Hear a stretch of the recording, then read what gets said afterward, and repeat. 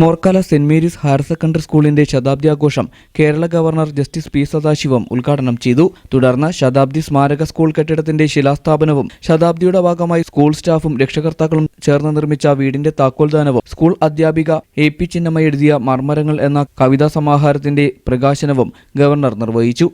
The government and aided schools are memorials of the people's intervention in education in the country. They spread the message of equality and gave ordinary people the courage and determination to excel in our society.